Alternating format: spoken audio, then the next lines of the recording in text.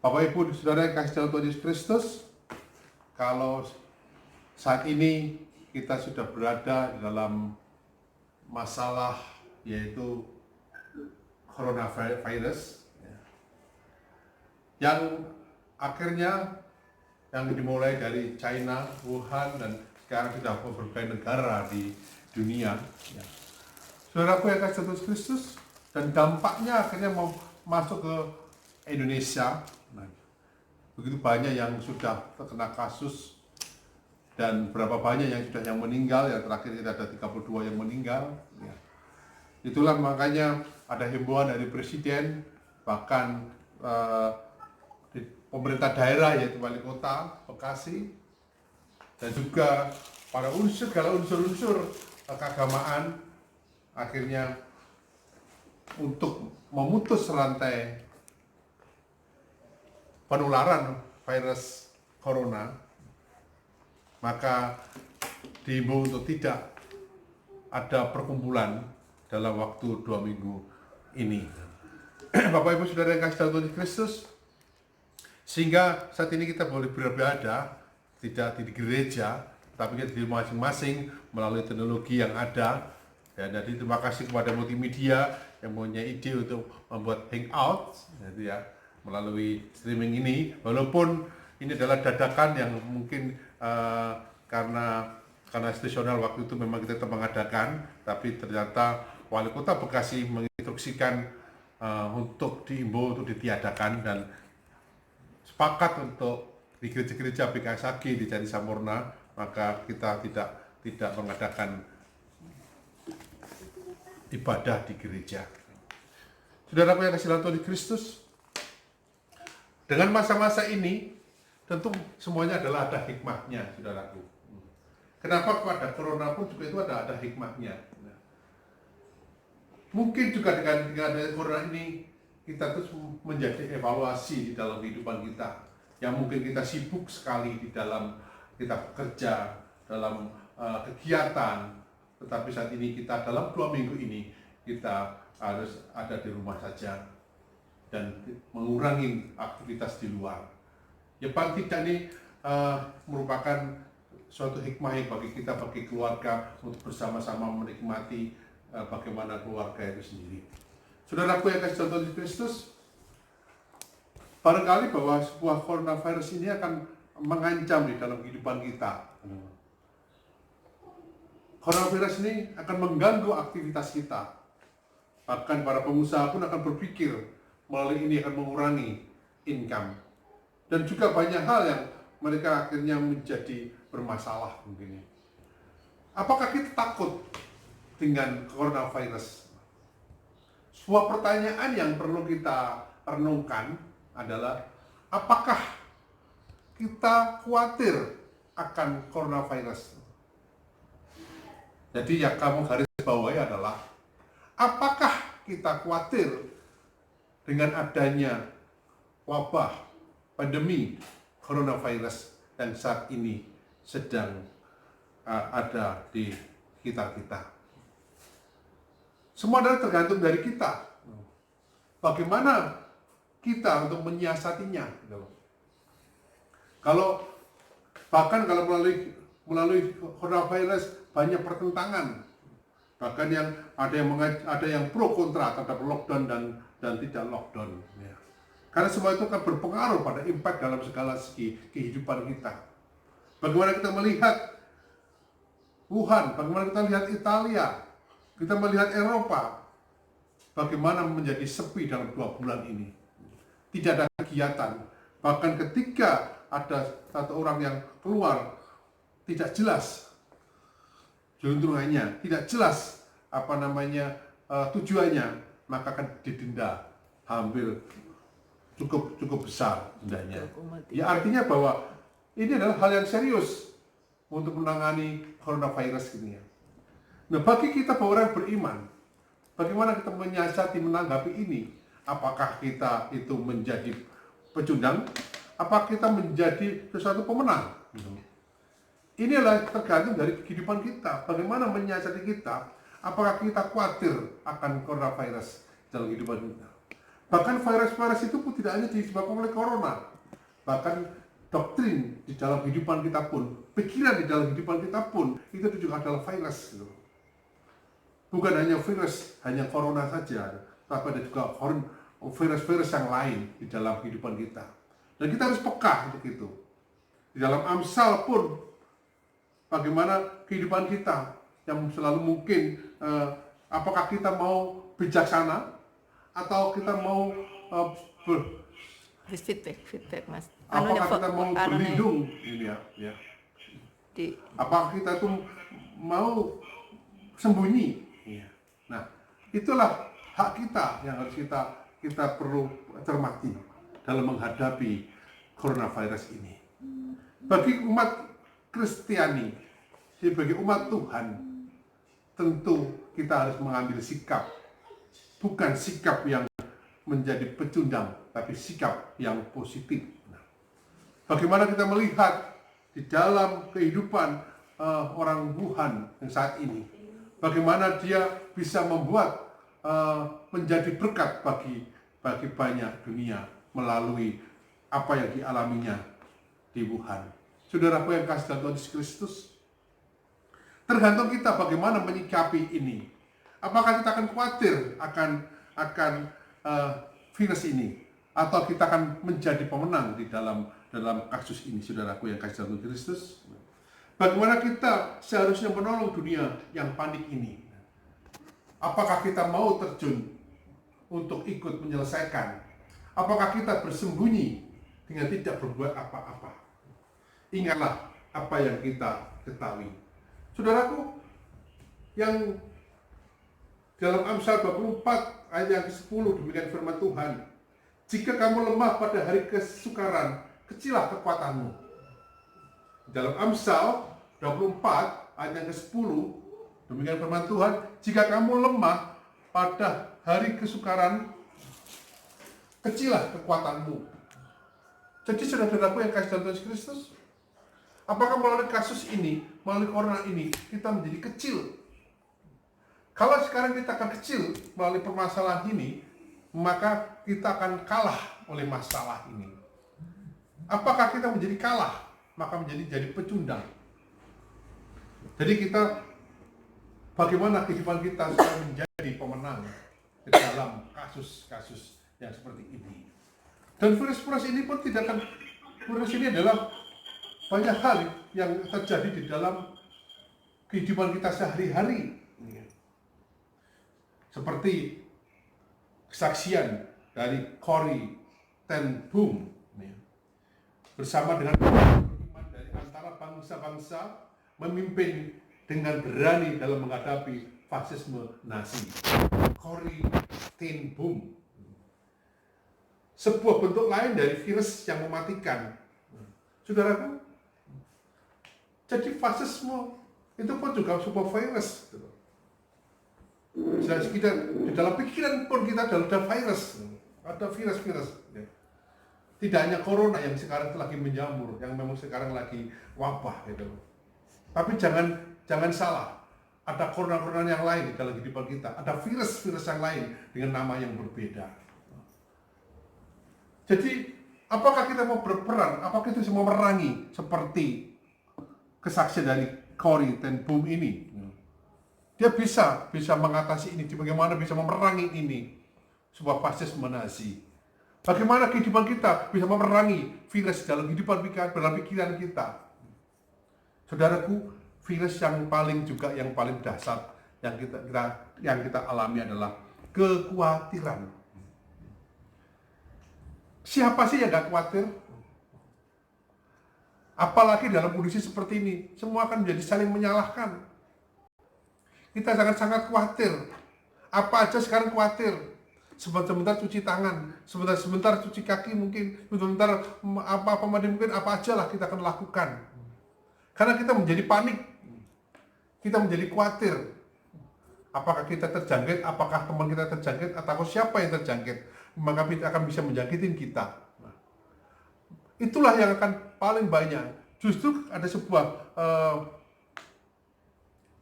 pendapat yang lain yang cukup kita perlu pertimbangkan, bahwa kematian virus ini bukan hanya disebabkan oleh virus corona itu sendiri.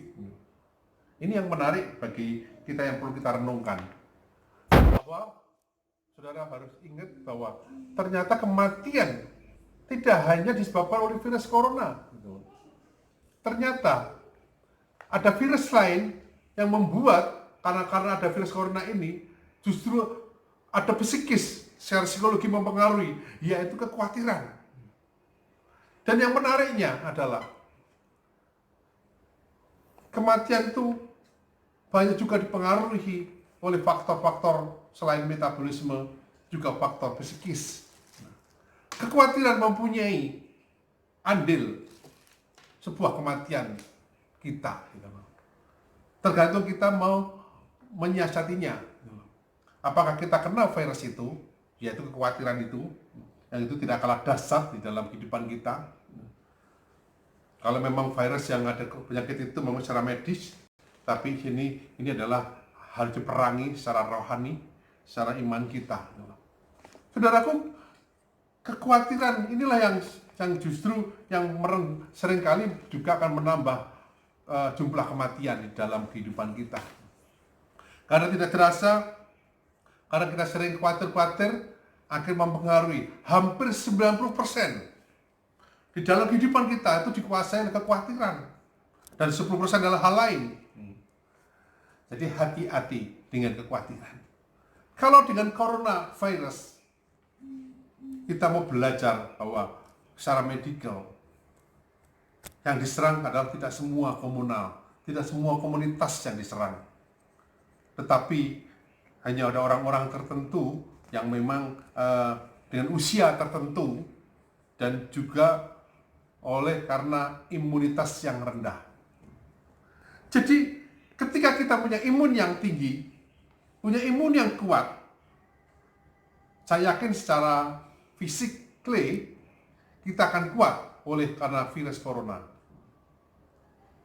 Jadi saya ulang bahwa dalam menghadapi virus corona ini, saya ada dua hal, yaitu adalah imun dan iman. Sama-sama imun, sama-sama ada imun dan iman gitu ya. Jadi mirip-mirip lah. Yang pertama adalah imun. Bukan imut ya. Kalau imut-imut lain. Dan ini adalah imun. Imunitas. Yaitu sesuatu yang menjaga stamina kita. Kalau kita kuat, maka virus itu akan berlalu. Kita tidak akan kena virus corona itu. Bahkan virus-virus lain pun tidak akan kena jika dia punya stamina. Maka kita harus jaga. Kenapa pemerintah menganjurkan dari Departemen Kesehatan kita harus cuci tangan, supaya kita tidak pegang-pegang muka, hidung gitu ya. Dan kita harus menghindari tempat-tempat kerumunan karena ada sebuah penularan. Jadi dan ada ada penyemprotan disinfektan. Nah, itu adalah untuk menjaga supaya kita terjaga. Nah, tetapi dalam diri kita secara pribadi kita harus punya imunitas. Sehingga tidak terjadi sebuah mortalitas, kematian yang besar di dalam masyarakat gitu loh. Kalau kita imunitasnya kuat, imunnya kuat, jangan khawatir. Don't worry. Maka Anda akan tidak terserang oleh virus corona. Tapi sebaliknya, kalau saudara lemah secara fisik, imunnya nggak benar, mungkin minum minuman alkohol yang membuat imunitas itu turun, atau kita kurang olahraga, atau kita kurang hal yang bisa lakukan, tapi kita menjadi imunitasnya turun, itu yang kita harus waspadai. Jadi jangan khawatir dengan virus corona, kita akan bisa melaluinya, dan kita tidak akan kena virus corona jika kita itu sehat dan imunitas kita cukup kuat. Saudaraku yang kasih Tuhan Kristus, juga dalam menghadapi situasi ini, dalam virus corona ini, yang pandemi yang sekarang cukup mendunia ini, jadi suatu trending topik lah, nama corona virus itu cukup luar biasa. Dan apa secara rohani, secara iman kita? Jadi kita hadapi secara imun, kita harus kuat, dan secara iman harus kuat. Bagaimana dengan cara iman kita yang kuat? Tadi kembali, apakah kita akan khawatir di dalam menghadapi ini? Apakah kita panik dalam menghadapi ini? Apakah janji Tuhan di dalam kehidupan kita ini? Saudaraku yang kasih Tuhan Kristus, bahkan di dalam sebuah artikel pada masa-masa krisis, dunia membutuhkan orang-orang kukuh yang dikuatkan oleh anugerah Allah dan tidak mementingkan diri sendiri berdasarkan kuasa Allah. Kekhawatiran tidak menghasilkan apapun kecuali melemahnya hati dan pikiran. Kekhawatiran secara tidak langsung akan mengurangi iman kita. Jika kita mengalami kekhawatiran, maka secara tidak langsung juga maka akan mengikis keimanan kita. Pikiran kita akan terganggu, hati kita akan terganggu. Padahal iman timbul dari pendengaran. Pendengaran akan firman Tuhan. Dan itu kan akan masuk dalam hati kita. Dan kita akan, maka kita akan bisa mengimani. Itu loh iman. Artinya, kalau kita dipengaruhi oleh kekhawatiran yang mempengaruhi hati dan pikiran kita, maka secara tidak langsung, maka iman kita akan dipengaruhi. Iman kita maka akan dikikis oleh pikiran-pikiran dan hati yang oleh kekhawatiran itu. Dan jika itu tidak kita cepat atasi, maka kita akan menjadi lemah iman kita. Jika iman kita jadi lemah, jadi khawatir, maka akan punya efek ke tubuh kita. Pengaruhnya nanti adalah ke coronavirus, kita akan terserang. Kita nggak kuat. Karena kita panik, kita khawatir, karena kekhawatiran itu akhirnya kita akan diserang. Hal-hal yang sifatnya mungkin suaranya bumbal itu sekarang begitu banyak yang hoax, ya. Banyak berita-berita hoax, semakin ditakut-takuti, kita semakin takut menghadapi ini. Jadi semakin kita tuh semakin nggak mau melangkah gitu. Mau melangkah kemana pun menjadi takut. Nah kalau itu yang terjadi, maka kita akan kalah oleh karena coronavirus ini. Saudaraku, jangan gentar untuk menghadapi sebuah wabah coronavirus ini. Bukan hanya coronavirus yang sifatnya wabah penyakit yang menyerang metabolisme kita, tetapi juga virus-virus yang menyerang pikiran kita. Salah satu adalah kekhawatiran. Janganlah takut. Karena firman Tuhan pun mengajarkan kepada kita. Kita akan baca di dalam Filipi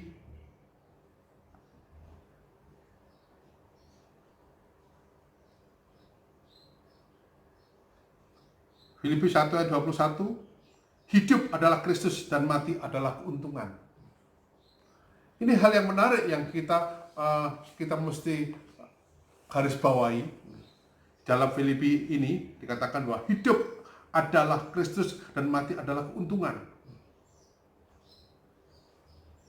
Kenapa begitu?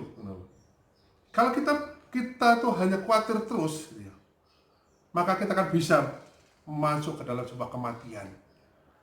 Tapi janganlah kamu takut akan kematian itu. Karena firman Tuhan jelas bahwa mati adalah hidup dalam Kristus dan mati adalah keuntungan. Jadi apa yang kita takutkan di dalam hidup ini? Kalau kita punya iman yang kuat, iman percaya kita kepada Tuhan yang tidak tergoyahkan, itu yang menjadi dasar dalam kehidupan kita, dalam melangkah, dalam serangan apapun di dalam kehidupan kita. Dan worry, jangan khawatir. Kalau saudara kuat iman saudara, ingat bahwa ketika kita punya iman sebiji sesawi, maka kita bisa memindahkan gunung. Jadi kalau kita punya iman, kita punya iman dengan yakin, kita akan bisa memindahkan segala kekhawatiran yang ada menjadi satu hal yang positif. Jangan kita hanya berpikir yang khawatir, yang negatif terus, maka akan mengurangi, akan membuat kita itu semakin lemah. Karena jangan khawatir, karena akan hidupmu. Apakah akan khawatir bahwa kalau melalui bencana ini, melalui lockdown mungkinnya terjadi, kita nggak bisa makan, mungkin nggak bisa ngapa-ngapain, nggak bisa hidup.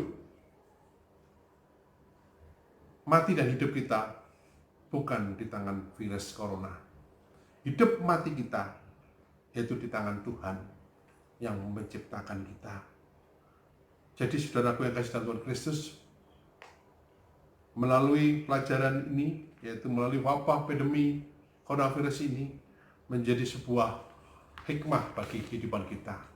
Kita akan hadapi segala sesuatu mengenai coronavirus ini, baik dampak-dampaknya di dalam kehidupan secara ekonomi, baik di dalam lingkungan, dan kita bagi orang percaya, janganlah kita khawatir akan itu.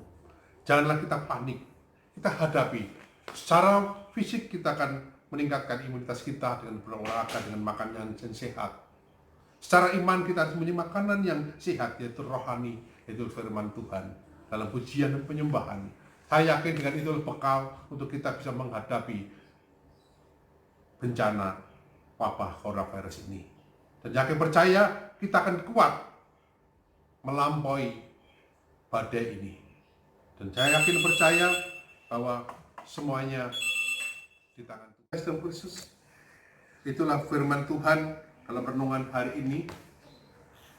Singkatnya adalah, janganlah khawatir menghadapi bencana coronavirus ini.